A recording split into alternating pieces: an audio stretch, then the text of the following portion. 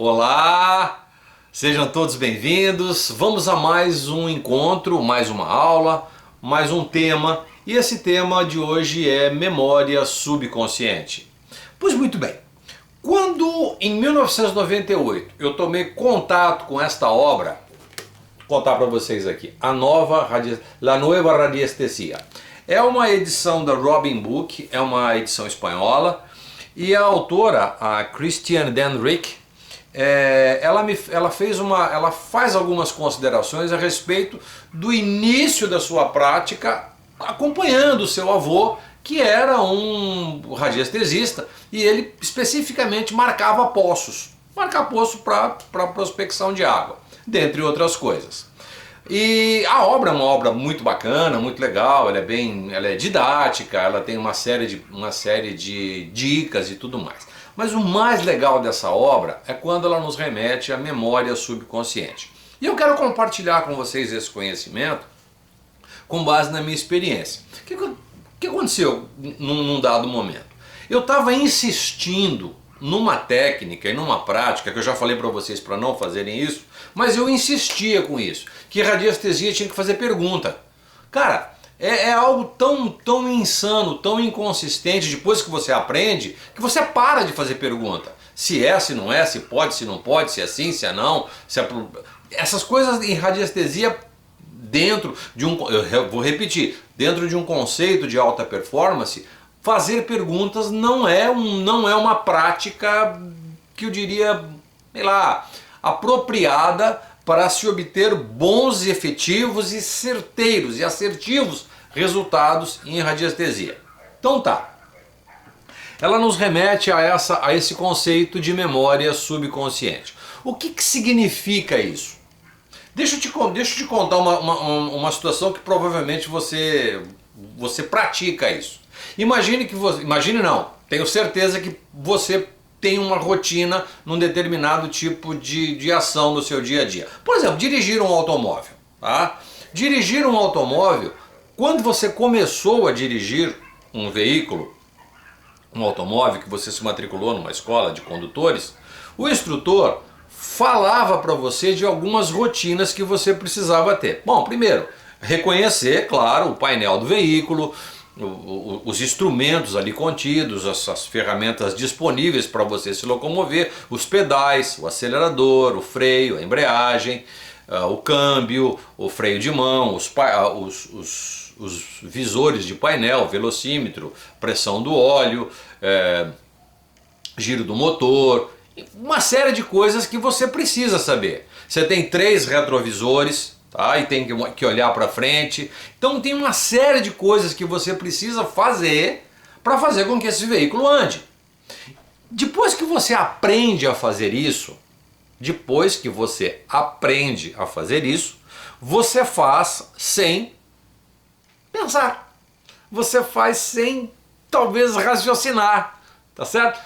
Você já está habituado, principalmente se você já tem um veículo há um bom tempo, ele faz parte do seu dia a dia. Então você, ao entrar no veículo, você verifica, liga o veículo, verifica se tem combustível, pressão do óleo e tudo mais, e vai fazer as suas manobras. Vai sair da garagem, de marcha ré, ou vai sair do estacionamento, vai conduzir o veículo pela rua. Se acontece algum estímulo externo, você automaticamente reage a esses estímulos. Por exemplo, se você precisa frear bruscamente por uma questão de alguém passa na sua frente, enfim, ou você percebe que o sinal de parada, de cruzamento, sinal vermelho, sinal amarelo, sinal verde, tudo isso tem uma indicação e você se comporta de um determinado jeito sem pensar no que você está fazendo. Você simplesmente faz com base em um estímulo externo. Como é que isso acontece dentro do nosso cérebro, dentro da nossa biodinâmica?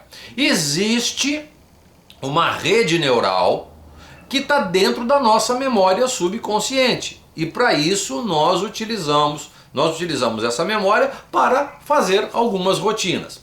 Você pede, por exemplo, uma cozinheira fazer um bolo.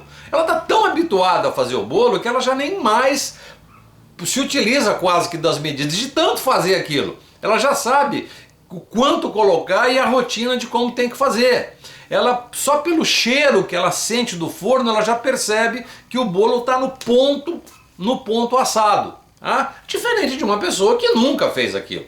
Ela vai ter que fazer com uma certa metodologia, com um certo protocolo, com uma rotina previamente escrita. Tá certo? Claro, os exemplos são infinitos, né?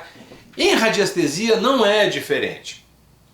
Todas as vezes que você vai executar uma tarefa radiestésica, quer seja uma prospecção, um diagnóstico, uma análise, seja o que for em radiestesia, você precisa obrigatoriamente de ter uma rotina no seu cérebro.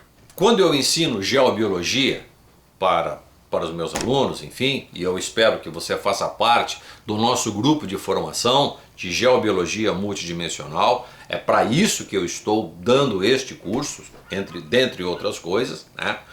No modelo da geobiologia multidimensional, vou te dar basicamente o roteiro. Eu sempre peço, recomendo, instruo para os meus alunos. Você chegou em uma determinada moradia, num terreno, numa casa, num apartamento, ou mesmo você vai fazer uma análise dentro de uma empresa, de uma organização, de um escritório, seja o que for. Primeira coisa que você faz, se oriente através do geomagnetismo terrestre. O que significa isso? Onde está o norte magnético? Você vai utilizar um primeiro instrumento, tá? A bússola, tá? Uma bússola, ela identifica de onde você está e quais são pelo menos as 4 direções geomagnéticas: norte, sul, leste, oeste. Com base nesta orientação geomagnética, nós passamos para a próxima etapa. Vamos fazer uma análise mais ampla das chamadas redes globais.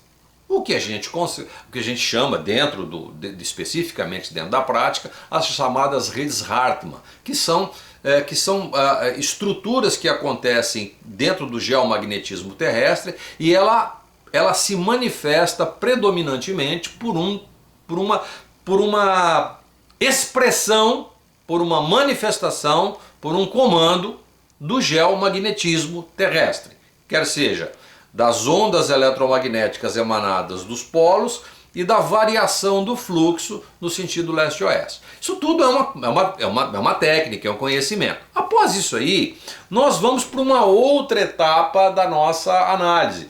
Vamos verificar as condições de insalubridade do local. Se existe alguma insalubridade vinda de uma ação física do local, a gente chama isso de ondas de forma, por exemplo, dentre outras coisas. Se tem alguma anomalia de subsolo, se tem alguma radiação eletromagnética, se tem alguma radiação ionizante, se temos radiações advindas de processos de degradação de matéria orgânica e outras tantas coisas. Depois vamos verificar se tem alguma pessoa no meio, no ambiente, que por alguma razão seja o vetor gerador das condições de insalubridade. Ou, em uma terceira possibilidade, também se existe algum processo psíquico, espiritual envolvendo toda essa situação. A partir daí, nós vamos tratando, você percebe que existe um encaminhamento em todas essas etapas. Para cada uma dessas etapas existe sim uma ideia de como isso se faz. Existe um protocolo de como isso se faz. E depois de você fazer isso inúmeras vezes, exaustivamente, você começa a desenvolver criar no seu cérebro o que eu chamo de uma rede neural. Então toda vez que você começa a fazer um trabalho prospectivo dessa natureza, a hora que você chega no ambiente, você adentrou, você naturalmente isso começa a funcionar naturalmente em você, e você já vai lançando mão dos aparelhos, dos equipamentos, inicialmente o dual rode, depois você vai lançar mão de um pêndulo e vai fazer uma análise gráfica, depois você vai pegar o seu conjunto de pêndulos cabalísticos para fazer a sua análise Dentro deste campo específico, em se tratando de radiestesia cabalística, claro, nós vamos ter um capítulo sobre isso. Falando sobre gráfico, nós vamos ter um capítulo sobre isso. Tá tudo certinho. O que eu quero chamar a atenção para você é que existe a obrigatoriedade, eu estou falando só a palavra obrigatoriedade, de você criar uma rotina específica para a obtenção das informações, para a obtenção dos resultados dentro daquela tua área de atuação. Ah, Flávio, mas eu não mexo com geobiologia. Eu não quero mexer com geobiologia. O meu trabalho é um trabalho de consultório, eu faço cromoterapia. E no meu trabalho de cromoterapia eu faço, dentre outras coisas, um trabalho também de análise clínica. E esse trabalho de análise clínica demanda de mim uma determinada rotina. É isso? É exatamente isso. Se você tem uma rotina no seu trabalho, dentro do seu trabalho analítico, de diagnóstico, talvez até de intervenção, claro, essa rotina já tem em seu cérebro uma rede neural, uma rede sistêmica funcional. Por exemplo, dentro do trabalho de cromoterapia, como é que nós chegamos a... Vou te dar mais esse exemplo que isso vai te instruir, caso você não mexa com geobiologia e trabalhe especificamente com consultório, que trabalhe no acolhimento com as pessoas. Então eu vou te dar esse exemplo da cromoterapia, que esse é o programa também que nós fazemos aqui e a gente segue esse encaminhamento. O paciente chegou, você vai fazer uma primeira entrevista com ele. O que é que você faz nessa entrevista? Fazer sempre assim, obviamente, cria, repito, eu vou insistir com isso, uma rede neural. E você vai armazenar isso numa memória subconsciente. É claro que você tem uma ficha desse paciente. Como é que é essa ficha? Bom, essa ficha foi você que determinou como é que ela deve ser. Tá? Para a cromoterapia, o nome, o endereço da pessoa, o telefone, eventualmente o e-mail, a data de nascimento.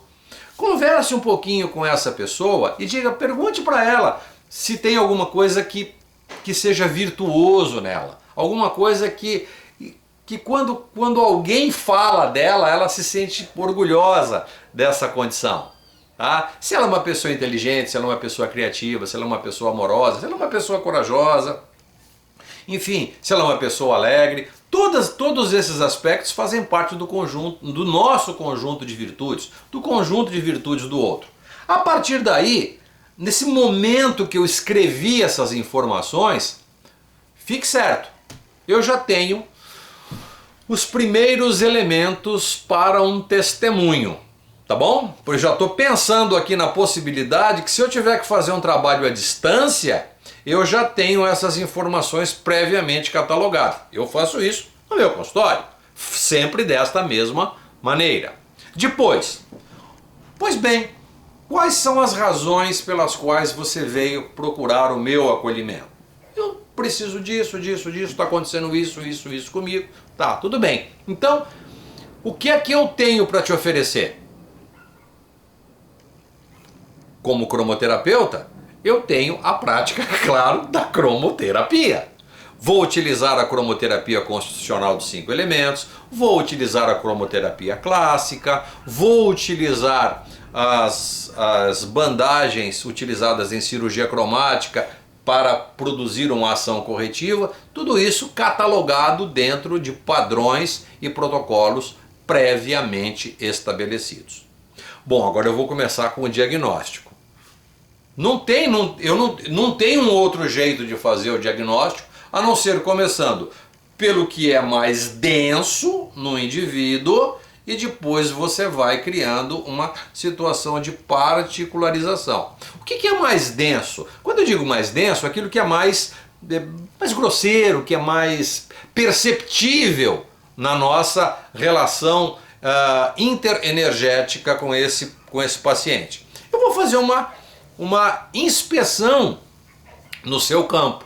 Então, a hora que eu vou lançar o pêndulo para fazer uma inspeção de campo, eu vou utilizar um mecanismo específico para isso. Eu não vou perguntar para esse campo se ele está expandido, se ele está diminuído, se ele está Geralmente, o campo nós trabalhamos sempre com essas duas condições: expansão ou diminuição. A gente tem uma média no campo do campo energético do indivíduo. Vamos supor que esta média seja da ordem de 10, 12 centímetros. Existe uma técnica para se aferir a média disso. E depois a gente vem escaneando o corpo e medindo. Eu não faço mais essa pergunta: aqui tem mais, aqui tem menos. Apenas a hora que eu vou rotineiramente fazendo esse trabalho, geralmente eu faço de baixo para cima, sempre. Mas por quê? Porque eu adotei uma rotina para isso. O meu cérebro sabe que eu tenho que começar dos pés e ir para a cabeça. Ah, Flávio, mas eu começo da cabeça para os pés. Tá certo? Tá certo. Essa é a sua rotina. Essa foi a forma com que você criou a sua rede neural. Foi esta maneira que você utilizou para criar uma memória subconsciente da rotina do seu trabalho? Certíssimo. Siga por aí. Eu estou te contando a minha.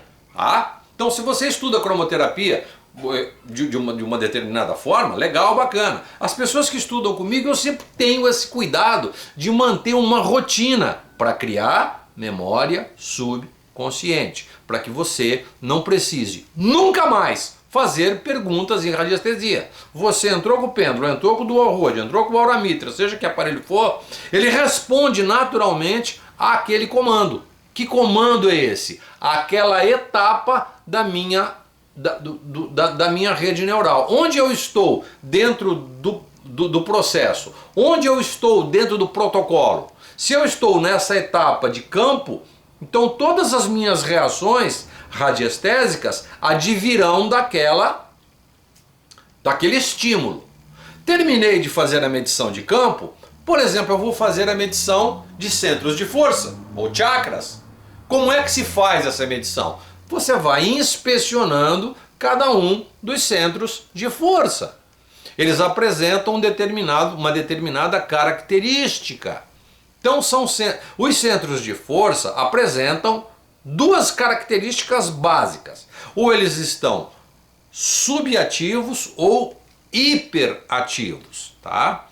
Subativos ou hiperativos. Os centros de força subativos têm um diâmetro menor que a média específica de um ponto do nosso corpo, onde existe um centro de força que é a minha referência. Vou te explicar isso aí, tá bom? É esse ponto aqui, ó. Nesse espaço articular aqui, ó, tá? Onde existe o ponto 1 e o ponto 2 do pulmão.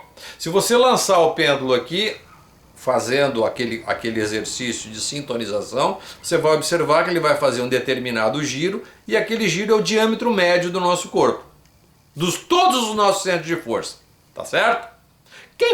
Só estou te contando isso aqui apenas como um jeito, como uma maneira de você compreender o que eu quero dizer com memória subconsciente e rotinas de redes neurais dentro do seu cérebro.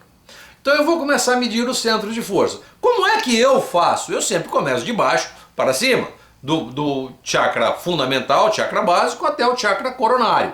Então, nessas 7 etapas de mensuração, eu vou ajustando o pêndulo a esses pontos e vou verificando. Se eles estão hiperativos, eu já sei o que significa uma hiperatividade de um centro de força. Significa claramente uma situação aguda. Se o centro de força ou chakra estiver subativo, eu já sei que naquela área, aquele centro de força, aquele chakra, relacionado a todas as suas funções inerentes à parte glandular e à parte orgânica, eu sei que existe uma situação crônica ali instalada. Tá bom? Depois eu vou checar se aquilo que eu determinei no chakra está associado aquilo que eu detectei no envoltório, na aura, no campo energético deste indivíduo. Legal? Então, por que eu estou contando isso para você? Eu estou contando essa história da cromoterapia. Pode ser com outras tantas formas de abordagem terapêutica. Você percebe que eu não fiz em nenhum desses momentos nenhum tipo de pergunta. O chakra está hiperativo? O chakra está subativo? É sim? É não? Não existe isso. Eu simplesmente entro com o meu equipamento, sei que ele precisa fazer um determinado tipo de movimento para essa condição. E sei que ele precisa fazer um outro movimento para essa outra condição. Simplesmente isso.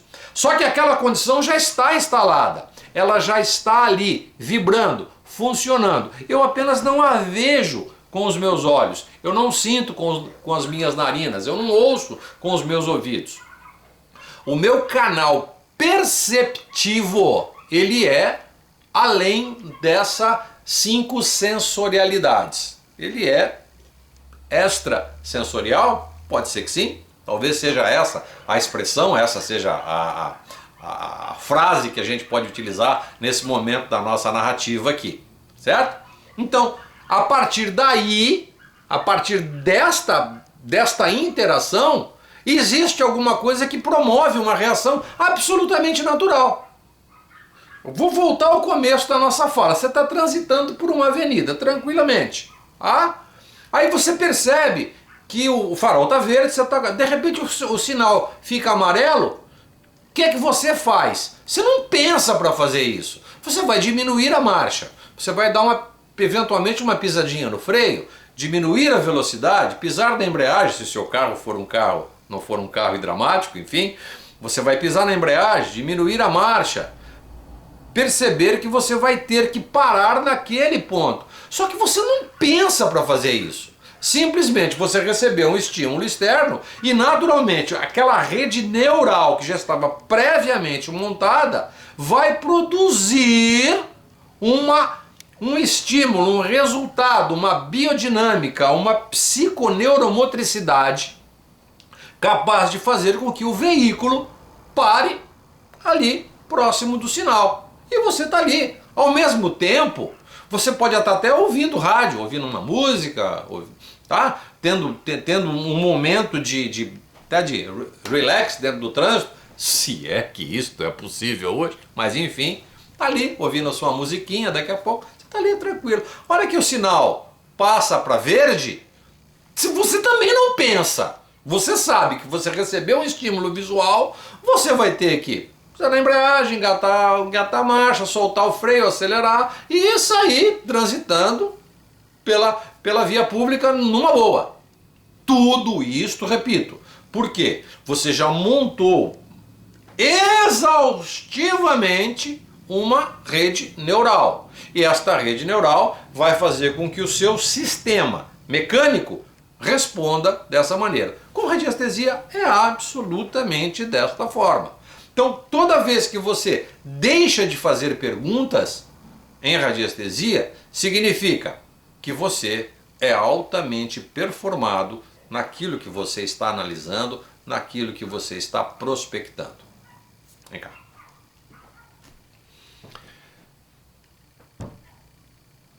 Fazer a frase ao contrário. Na medida em que tu te tornas altamente performado na tua área de atuação, geobiologia multidimensional, cromoterapia, terapia floral, homeopatia, fitoterapia, você está se tornando altamente performado nesta área, vai acontecer naturalmente que todas as vezes que você está atuando sobre esta rotina, o seu cérebro já montou uma rede neural e você responde a ela. Se você acrescenta um outro sentido a isso, que é o movimento pendular, que é o movimento do aura meter, que é o movimento do dual rod, seja qual for, tá? A tua capacidade de percepção aumenta.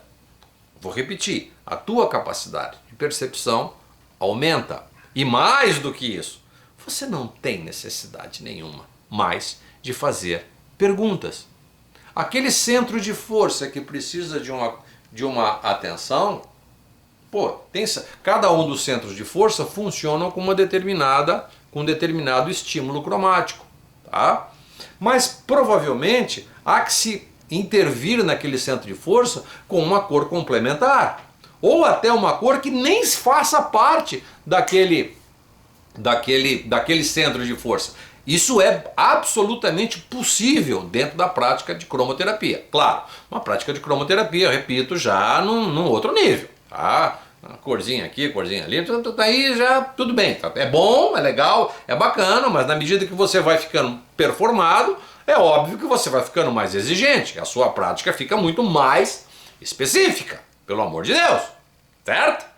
Eu tenho insistido com isso aqui e vou insistir com isso ao longo do nosso programa. Tá claro para ti? Legal então. Então veja só, você, sei lá, você trabalha com terapia floral. Como é que o Dr. Bate fazia as suas análises? Como é que o Dr. Bate fazia as suas consultas? Primeiro ele começava daquilo que é mais grosseiro, pegando as partes mais evidentes e mais claras, que fazia parte da sua entrevista com o paciente, e ao mesmo tempo ele aproveitava, através do seu conhecimento, através da sua sensitividade e também da sua sensibilidade e do seu aprofundado conhecimento como médico, como clínico, né? Ele fazia as suas prescrições.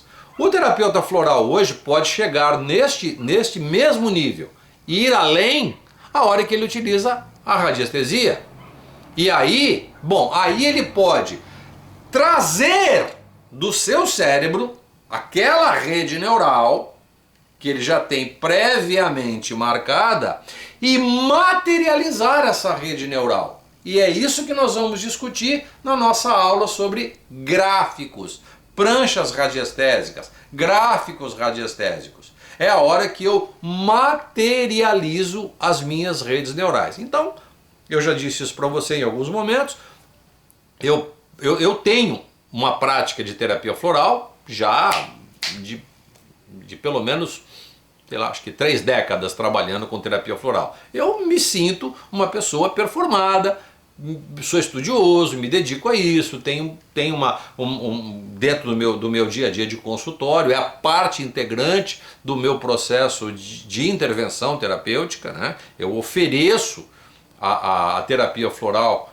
para o meu cliente, para o meu paciente, para a pessoa a quem eu estou acolhendo, quase que sempre, né? Eventualmente não, mas quase sempre, porque eu entendo que seja uma abordagem terapêutica bem legal. E eu já tenho uma rotina, já tenho uma rede neural previamente formada, determinada para eu encaminhar isso. Bom, não foi difícil eu transformar todo esse conteúdo que é uma rede dentro do meu cérebro e transformei isso em um gráfico, transformei isso em uma prancha radiestésica. Vou te mostrar, dá uma olhadinha aqui, ó, tá vendo? Essa aqui é a prancha que eu utilizo. Vou te mostrar ela inteira, ó, 1, 2 e... Isso aí, ó.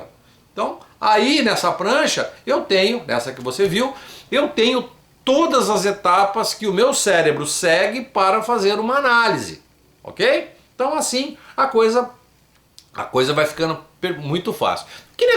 Eu queria concluir nessa nossa fala, então, que você vai fazer um exercício para mim agora. Eu vou te pedir para que você me envie uma notazinha, se reporte comigo por e-mail, tá?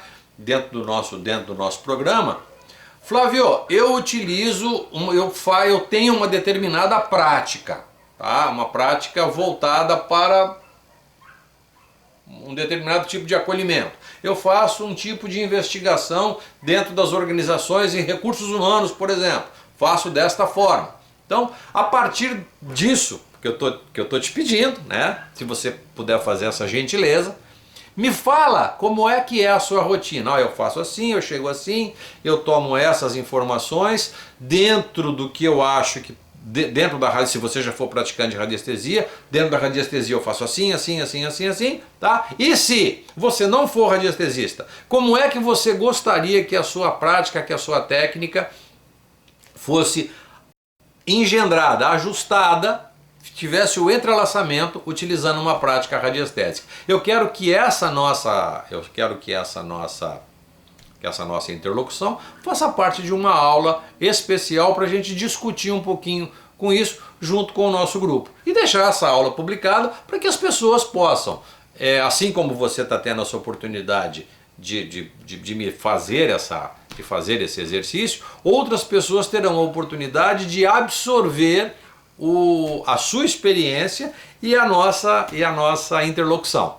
Tá combinado? Para finalizar, para já deixar uma expectativa super legal com você, tá? Para você, eu vou, quando a gente estiver estudando o capítulo de radiestesia cabalística, radiestesia de onda de forma, existe uma metodologia que é um encaminhamento, um protocolo que eu fiz, que eu criei uma memória subconsciente, uma rede neural, um protocolo para fazer o uso dos pêndulos. Agora, os pêndulos são as etapas. Olha só que legal, os pêndulos cabalísticos são as etapas. E quando a gente chegar lá no capítulo de radiestesia cabalística, eu vou relembrar você desse nosso bate-papo aqui, para que você compreenda exatamente aquilo que eu estou falando para você agora. Tá legal? Te peço, por favor, faça esse exercício, manda para mim, que eu vou ter o maior prazer em dar uma lida legal nisso aqui, fazer uma síntese e a gente fazer uma publicação de uma aula, pode ser uma aula ao vivo, pode ser ou mesmo uma aula que diga respeito a essas experiências que você está me passando juntamente com os demais. Tá legal? Deixo você um grande abraço e até a nossa próxima aula. Tchau, tchau!